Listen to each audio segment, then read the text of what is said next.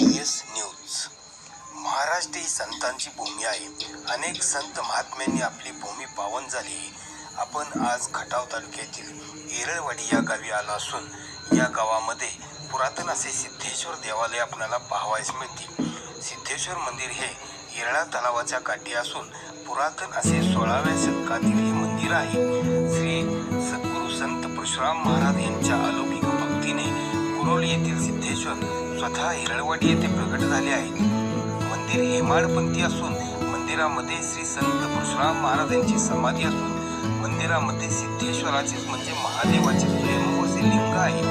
त्याचबरोबर दगडी मंडपामध्ये श्री गणेश महामाता यांच्या मूर्तीबरोबरच खंडोबा देवाचे लिंग आहे.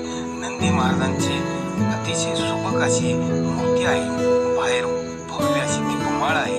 पुरातन पिंपळ वड, 2 मोठे पहाड, एक बेलाचे मोठे झाड अशी भव्य रचना स्थापत्यकलेचा उत्कृष्ट नमुना पाहता येईल. येरळवाडीमध्ये अशी रचना या गावाची आहे. गावाला इतिहास असून हे गाव पुनर्वसित आहे.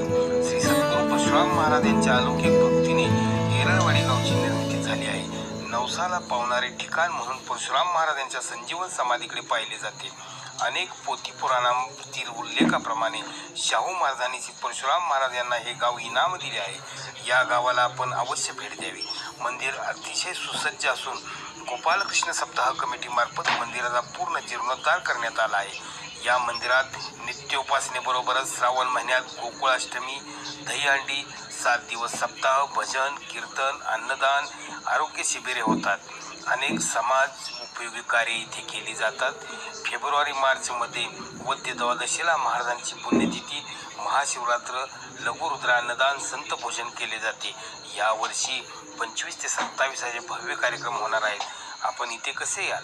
वडूज येथून 7 किलोमीटर अंतरावर तर कातरखटाव येथून केवळ 2 किमी अंतरावर येरळवाडी हे ठिकाण असून एसटी बसची सोय आहे.